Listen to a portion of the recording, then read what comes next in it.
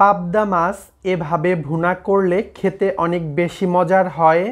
আর এই মাছটা সবজি দিয়ে রান্না করলে খুব বেশি একটা ভালো লাগে না। আর আমি তো সবসময় পাবদা মাছ এভাবেই ভুনা করি, এতে করে মাছটা খেতে অসম্ভব লাগে। হ্যালো এভরিওয়ান, আসসালামু আলাইকুম। কেমন আছেন সবাই? আমি তো আলহামদুলিল্লাহ ভালো আছি। আবারও হাজির হয়ে গেলাম আরও নতুন একটি রেসিপি নিয়ে। আমার আজকের রেসিপি পাবদা মাছ ভুনা। আর পাবদা মাছ ভুনা করার জন্য আমি এখানে 4টা বড় সাইজের পাবদা মাছ নিয়েছি। যেহেতু পাবদা মাছটা নরম প্রকৃতির একটি মাছ, তাই মাছটাকে ভাজি করে তারপর ভুনা করব। আর সেজন্য প্রথমে মরিচের গুঁড়া, হলুদের গুঁড়া আর লবণ এগুলো দিয়ে ভালো মতো মাখিয়ে নেব। তো মোটামুটি মাখানো হয়ে গেছে। এখন চলে যাব মাছগুলোকে ফ্রাই করার জন্য।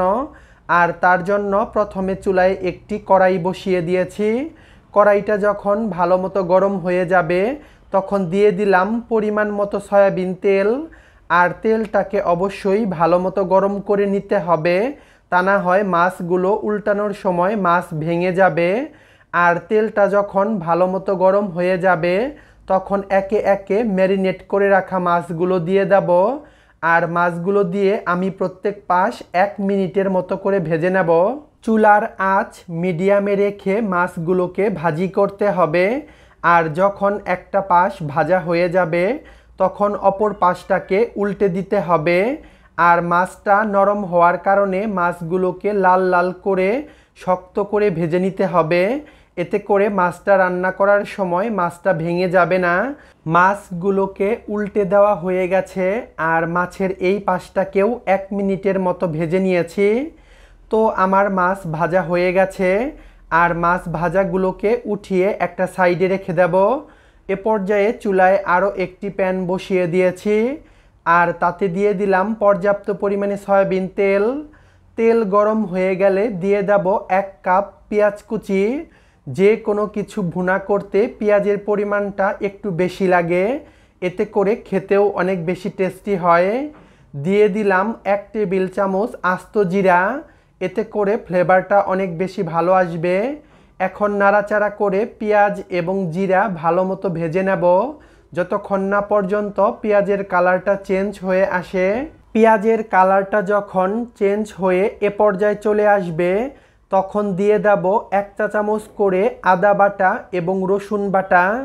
আদা এবং রসুন বাটা একটু ভেজে নেব পেঁয়াজের সাথে, যাতে করে এর কাঁচা গন্ধটা চলে যায়।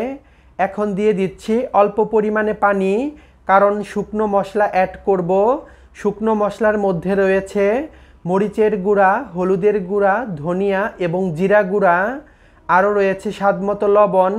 এ পর্যায়ে একটু নাড়াচাড়া করে মিশিয়ে দেব। আর এখন দিয়ে দিচ্ছি একটা বড় সাইজের টমেটো। বড় সাইজের একটা টমেটো আমি এভাবে কুচি করে দিয়েছি।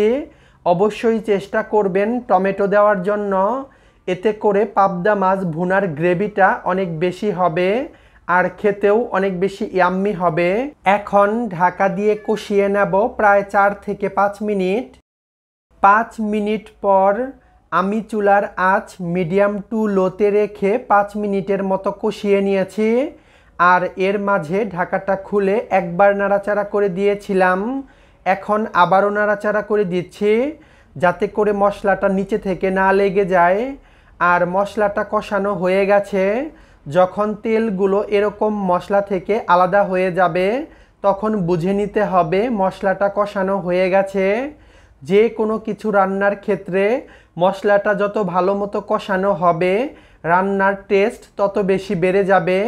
তাই মশলাটাকে খুব ভালো মতো কষাতে হবে। তো আমার মশলাটা ভালো মতো কষানো হয়ে গেছে। এখন দিয়ে দেব ঝোলের পানি। আর আমি এখানে 2 কাপ ঝোলের পানি দিয়ে দিলাম। আর এ পর্যায়ে পানির সাথে সব কিছু ভালো মতো মিশিয়ে নেব।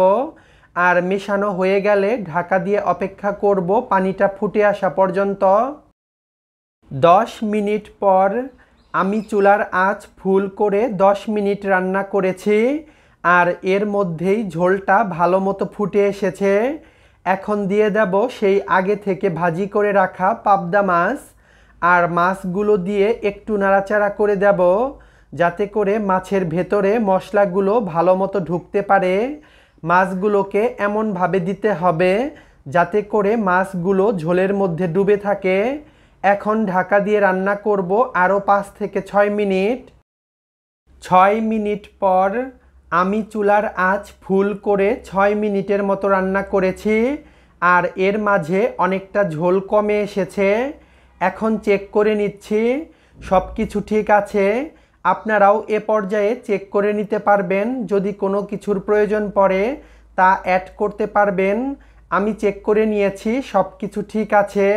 আপনারা কতটুকু ঝোল পছন্দ করেন সেই অনুপাতে ঝোলটাকে জাল করে শুকিয়ে নিতে পারবেন।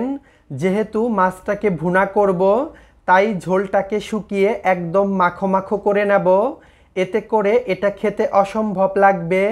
এ পর্যায়ে আর খুন্তি দিয়ে নাড়াচাড়া করা যাবে না, এতে করে মাছটা ভেঙে যাবে। তাই প্যানের হাতাটা ধরে এভাবে দুলিয়ে দিলাম আর জাল করে ঝোলটাকে শুকিয়ে নিচ্ছি। আমার পাবদা মাছ ভুনা একদম রেডি। এটা ঠান্ডা হওয়ার পর ঝোলটা আরও ঘন হয়ে যাবে। দিয়ে দিলাম আস্ত কাঁচামরিচ, এতে করে সুন্দর একটা ফ্লেভার অ্যাড হবে। আরও দিয়ে দিলাম ধনিয়া পাতা কুচি, এতে করে এই মাছ ভুনাটা খেতে অসম্ভব লাগবে। এ পর্যায়ে চুলাটা অফ করে দেব আর ঢাকা দিয়ে অপেক্ষা করব ঠান্ডা হওয়া পর্যন্ত। এ পর্যায়ে আমি পাবদা মাছ ভুনাটাকে একটি সার্ভিং বলে বেড়ে নিচ্ছি। দেখলেন তো এটা রান্না করা কত সহজ, আর খেতে কিন্তু অসম্ভব মজার। এভাবে একবার হলেও বাসায় ট্রাই করতে পারেন, আর ট্রাই করলে কেমন হয়েছে আমাকে কমেন্টে জানাতে ভুলবেন না। এই পাবদা মাছ ভুনাটা অতিথি আপ্যায়নে সাইড ডিশ হিসেবে রাখতে পারেন।